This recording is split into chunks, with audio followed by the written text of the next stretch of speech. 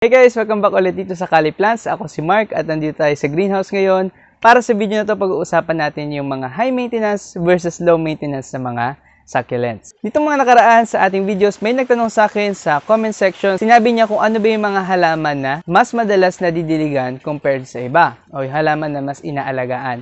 Well ngayon guys, gusto kong pagsamasamahin yung high maintenance sa mga succulents na talagang kailangan nila na lagi nyo silang babantayan. Siguro hindi naman araw-araw na babantayan. Pero kailangan nila ng mas maraming attention compared dun sa mga low maintenance. So gusto ko na i-compare sila kasi baka hindi natin namamalayan na neglect na pala natin yung mga halaman na kailangan pala ng higit na attention. So ako nagawa ko rin yan before. Meron akong mga halaman na neglect. Hindi ko alam na sila pala yung higit na nangangailangan ng alaga. So sana maging guide ito sa inyo guys, sa inyong sariling paghahalaman. So yung una kong gustong i-share sa inyo ay yung mga halaman na high maintenance. Paano ko ba masasabi na high maintenance ng isang halaman? Ang unang factor na titingnan ko guys ay kung meron siyang maliliit na leaves at maliliit na stems. So may ipapakita ko sa inyo example. Hindi ko abot Bagong dilig kasi ito guys. So ito yung ating Graptopetalum na Ellen. So compared sa ibang Graptopetalum, compared sa Ghosty, Graptoveria ghosty, yung leaves nito medyo mas maliit. Kaya nang makikita nyo dyan sa video, no? At yung stems niya medyo mas maliit din. So dahil nga sa size ng leaves niya at ng stem niya, alam ko na konti lang yung water storage niya compared sa ibang mga kakalahi niya, sa ibang mga Graptopetalums. So kailangan niya na medyo mas madalas na nadidiligan compared sa ibang Graptopetalums. Kasi yung water storage niya na konti lang, mabilis na mauubos kapag nabilad siya sa araw compared dun sa malalaking Graptopetalum, o compared dito, no? Compared dito na marami talaga siyang energy, kaya makakatagal siya ng medyo mas matagal na walang dilig. Pero ito, kailangan niya na medyo madalas na madidiligan. So mapapansin nyo yung guys na yung mga gitong halaman, kapag kailangan nila ng dilig, hindi na masyadong shiny yung leaves nila, madali nang itulak. So katulad din guys, isa pang succulent na ipapakita ko sa inyo, na talagang maliit yung stem niya at maliit yung leaves niya. Ayan. Okay. So ito guys, medyo bagong halaman lang sa akin. Kailangan ko na aralin pa ito kaya wala pa akong full care guide para dito. Pero alam ko na napakahirap talaga itong alagaan. Ito yung ating string of pearls.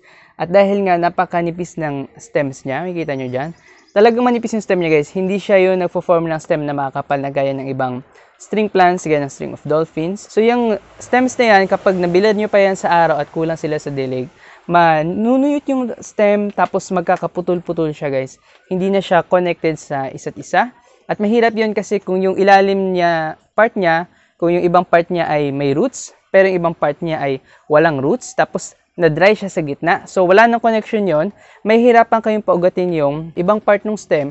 So, pwedeng unti-unti nang mamatay yung inyong halaman kapag hina-neglect ninyo yon na natutuyot na, sobrang sa araw, hindi na nadidiligan. Ito nga currently dito sa greenhouse, kahit mapansin nyo, medyo umuulan ngayon, no? Hindi ganun kainit, pero meron siyang mga leaves na natutuyot. So, siguro dahil nag-uugat pa siya, bago ko lang nabili tong halaman na to guys. So hindi muna natin siya bibigyan ng sobrang direct na sun. Yun din ang pwede nyong gawin kapag nagpapaugad kayo ng mga succulents na maliliit ang dahon. Huwag nyo muna silang bigyan ng sobrang init na araw para makapag-establish sila ng roots at hindi naman sila matuyo. Pero huwag nyo rin silang ilagay sa dilim guys, kasi yung mga succulents na to, kailangan pa rin nila na matuyo. Ayaw nila na nagsistay na wet sila kasi pwede pa rin sila magkarat kagaya ng ibang mga succulents. So medyo medyo high maintenance nga talaga sila. Ang pangalawang karakteristik naman ng mga high maintenance sa mga halaman ay yung maninipis ang dahon. Meron akong ipapakita na example sa inyo. So dinalawa ko na guys no, yung example. Ito yung ating Neon Breakers na feature ko to recently dyan sa ating daily care guide. At ito naman yung Peach Pride na Echeveria. So makikita ninyo na yung leaves nila ay maninipis. Ayan. At ito din, manipis din. Kita ninyo na parang makapal ng konti sa papel. So dahil dyan sa manipis silang dahon guys, kailangan nila na medyo mas madalas na dilig compared sa makakapal na mga varieties ng Echeveria. So kung meron kayong ganitong halaman na maliit pa, konti pa lang talaga yung water storage niya, hindi sana sila magsistay na dry ng sobrang tagal, medyo babantayan nyo sila para kapag nag-wrinkle na yung leaves nila, kapag madali nang itulak, bigyan nyo na sila ng additional na watering para hindi naman sila manuyot kasi yung maninipis na dahon din na yan guys, mabilis din na mag-dry out So kapag initan sila ng sobrang tagal, yung leaves nila na manipis na yan, nagkikrinkle na siya. Ina-absorb na nila yung energy tapos mauubos yung dahon na yon. So yun sana yung ingatan natin sa mga succulents na medyo maninipis ang dahon. Medyo same din ang masasabi ko pagdating sa mga succulents na baby pa. So hindi pa sila masyadong matured, bagong propagation pa lang sila siguro or nag-uugat pa lang. So ipapakita ko sa inyo isang example or isa or dalawang example. So ito yung ating leaf propagation ng Ghosty, tapos ito yung propagation ko ng Morning Beauty. Mas malaki to before, pero lumiit nga siya. So, inaaral ko pa din yung Morning Beauty. So, dahil lumiit siya, ituturing ko siya na parang leaf propagation. Dahil konti yung leaves nila, konti din yung water storage nila, yun nga, hindi sana sila naiiwanan na dry ng sobrang tagal. Pwedeng maglagas sila ng dahon, kung ano man dahon yung nabuo nila, pwedeng nilang malagas yon para ma-survive yung init. Pero pag naubos yung dahon na yun, mamamatay din itong mga leaf propagation na to. Siyempre, hindi pa rin sila kasing tatag ng mga matured na parents nila. Nag-a-adjust pa rin sila, nag-uugat pa rin sila ng panibago. At ang last na karakteristik ko para sa mga high maintenance na halaman ay yung mga succulents na medyo dark ang kulay or medyo deep green at ganoon din, wala silang masyadong farina or wala silang masyadong spikes, wala silang masyadong balbon. Kasi yung farina, spikes at saka yung mga furry na mga succulents, yung mga feature na yun guys ay protection para sa sobrang init na araw. Pero kung yung succulent niyo ay walang ganon, wala siyang masyadong protection, kaya kailangan nyo siya na medyo ingatan. Meron akong isa pang example na gusto ipakita. So, itong aking Echeveria na Salsa Verde. So, makikita nyo dyan sa screen guys na wala siyang farina, ayan no. Tapos, wala rin siyang masyadong fuzzy, hindi siya yung mabalmo na succulent. So, yung leaves niya, dahil darker color din, kapag natamaan ng araw, pwede itong magka-sunburn. So, kailangan nyo ding ingatan siya sa sobrang bright na liwanag. Lalo na kapag na-neglect ninyo siya, so dahil medyo malalaki yung leaves niya, medyo hindi niya kailangan naman ng madalas sa dilig, pero ang babantayan nyo lang talaga sa kanya ay yung sunlight. Ngayon nga, kapag na-dry siya ng sobrang tagal at nabigyan siya ng sobrang daming sunlight, katulad ng sa ibang Echeveria, pwede siya magkaroon ng sunburn. So makita nyo dito siguro na meron siyang mga burn marks dahil nga sa sobrang daming araw at dahil hindi nila growing season ngayon, hindi siya nagpo-produce ng maraming leaves para ma-replace yung mga dating leaves niya na nasusunog. So ako, iniisip ko dito, dapat na ma-survive ko lang ito sa rainy weather para kapag summer na, mag-produce siya ng maraming bagong leaves, ma-replace niya yung mga sunbird na leaves niya, no? Pero kung gusto niyo iwasan yan, guys, maganda bigyan niyo talaga sila ng filter, yung mga ganitong sensitive na succulents, bago kayo bumili, yung mga darker colored, walang mga farina, walang spikes, walang fuzzy. So, mag-prepare muna kayo ng filter sa lugar ninyo para kung uminit man yung panahon, meron silang protection sa sobrang init na araw. So, kailangan nyo na maging mindful kayo doon sa feature na yun ng mga succulents ninyo, no? Para naman sa mga succulents na low maintenance, yung mga halaman na hindi nyo dapat talaga laging tinitignan, maganda, pabayaan nyo na lang sila pagkatanim ninyo. Pwede nyo silang tignan kapag kailangan na nilang dilig, pero ako personally, hindi nila kailangan ng sobrang daming attention. So, yung unang factor na tinitingnan ko ay yung succulents na makakapal ang dahon. Marami silang water storage. So, gaya nito. Yan. So, itong Echeveria na Icy Green. Icy Green ba? Tama, nakalimutan ko na yung pangalan. No? So, matagal to sa akin. Medyo lumiit siya dahil nilipat ko siya at hindi nga nilang growing season ngayon. Sisihin natin yung panahon. Pero, nagkakaroon naman siya palagi ng bagong growth. Ayan. Meron naman siyang bagong growth sa gitna. At napakataba niya nga ngayon, guys.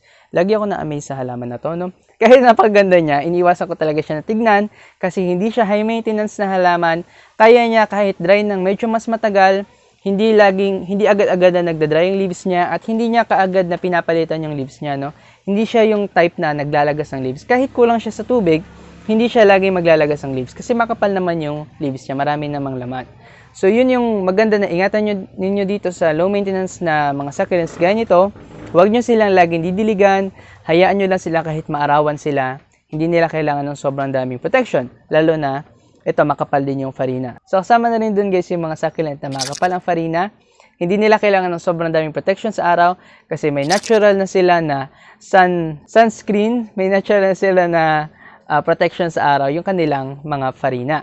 At ganun nga din guys, kapag binigyan nyo talaga yung mga succulents na ito ng maraming araw, lalo pang gaganda at lalo pang kakapal yung farina nila. So, benefit yun sa kanila. Gaya nito, itong ating Marpin. So, gaya din itong isang halaman na to guys, itong ating Graptoveria na Titubans. Ayan. Kita nyo na makapal talaga yung leaves niya at makapal din yung kanyang farina. So, hindi niya kailangan ng sobrang daming protection sa araw. Syempre, kapag matured na sila, kapag rooted na sila, medyo mas matatag talaga sila, no? Pero wag niyo naman silang ibilad kapag hindi pa sila rooted o kapag bagong tanim pa lang sila. Pero kapag established na to guys, kaya niyan mag-handle ng medyo full sun na location. Hindi rin nila kailangan na laging aalagaan. Kahit mapabayaan nyo sila ng ilang araw, okay lang sa kanila. Dahil nga malalaki at makakapal yung leaves nila. Kasama din sa feature ng mga low maintenance na succulent guys ay yung merong makakapal na mga stems at especially yung mga stem succulents. So ipapakita ko sa inyo, na-feature ko na naman itong halaman na to, itong ating Staphylia. Ito ay isang uri ng stem succulent. Ang feature niya, kaya siya naging succulent ay dahil nag-absorb siya ng tubig sa kanyang stem at hindi sa kanyang leaves. At halos wala na nga siyang leaves, so hindi na siya nagpo-produce ng leaves. Yung stem niya, dyan siya photosynthesize, dyan siya nag-absorb ng araw. So dahil wala siyang leaves na maglalagas, hindi niya kailangan ng masyadong maintenance, hindi niya kailangan ng masyadong protection, wala namang matutuyot na dahon sa kanya. Ang napansin ko dito, nanunuyot siya sa tips, pero so far hindi naman yung big issue, kasi parang part ng feature nila yon na medyo meron dried tips sila, no? Pero yun, kapag diniligan ko to, grow lang siya ng grow. So, may kita ninyo na kailangan nilang ito ng maintenance kapag yung stem nila ay parang nagfa-flat na, parang hindi na ganun ka-rounded, hindi na ganun kakapal.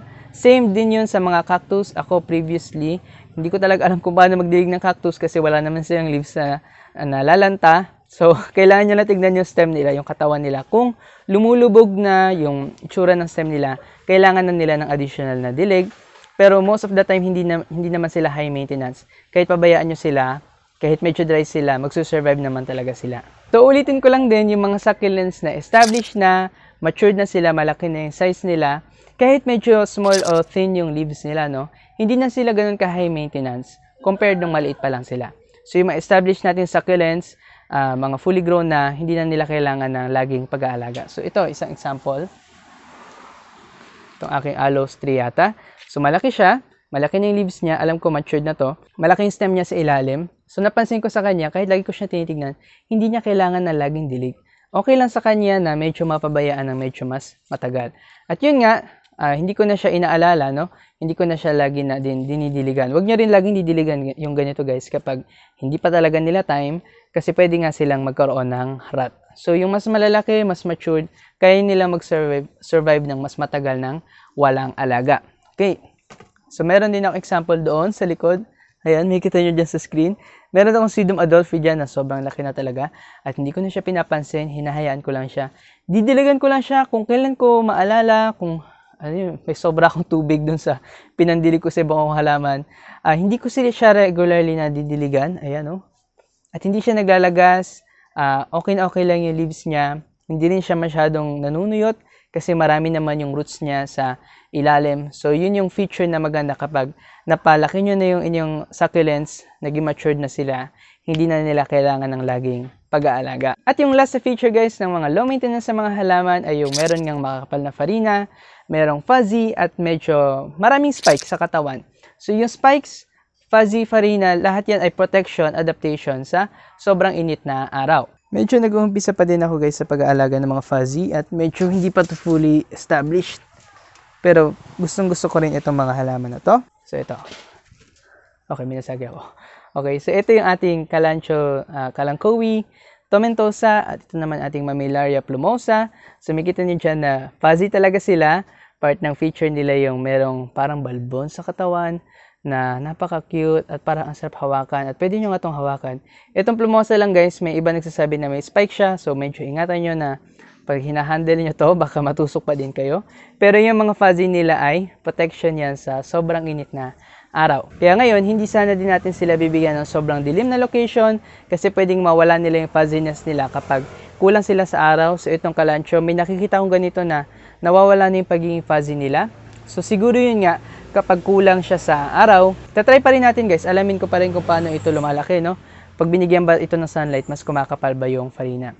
Of course, may mga varieties ng kalancho na talagang mas makapal pa ang fuzzy kaysa sa ito. Ito medyo common na variety ng tomentosa. Merong iba na mas mabalbon pa dito. Meron yung snow panda na sobrang balbon. So yun siguro, kayang-kaya niya lang talaga yung full sun. At itong plumosa naman, may iba rin itong varieties May iba ding hybrids ng Plomosa na medyo less ang balbon. Ito na siguro yung pinaka-balbon na nakita ko, no, so far. At meron din ito na medyo mas pronounced yung spikes, medyo mas malalaki yung spikes. So ito talaga guys, matatag talaga tong halaman na to. Ewan ko ba, hindi naman siya nag-produce ng pop sa akin, pero hindi rin naman siya namatay, hindi naman siya nag-die back. So, na-maintain niya yung shape niya. Ngayon, meron tayong bagong potting mix, so tinanim ko siya, sana magkaroon siya ng bagong growth. Nakita ko naman yung roots niya buhay naman sa ilalim. Pero ayun nga, sa sobrang tagal nito sa akin, sobrang dami ng potting mix na pinagpalit-palit ko dito, matatag lang talaga siya, hindi siya namatay. Yun nga, hindi gaya ng iba kong cactus na nanuyot kapag hindi nadiligan. So, iba tong Mammillaria plumosa. So, masasuggest ko din to guys, kung gusto nyo talaga ng low maintenance na succulent na maganda tignan, medyo kakaiba din kasi fuzzy naman ang style niya. Ngayon guys, syempre kailangan nyo pa rin i-adjust yung inyong pag-aalaga. Depende sa halaman na meron kayo. So yun nga sinabi ko, gaya ng sabi ko kanina, kahit thin leaf yung isang halaman, kung fully established naman siya, baka hindi rin siya high maintenance.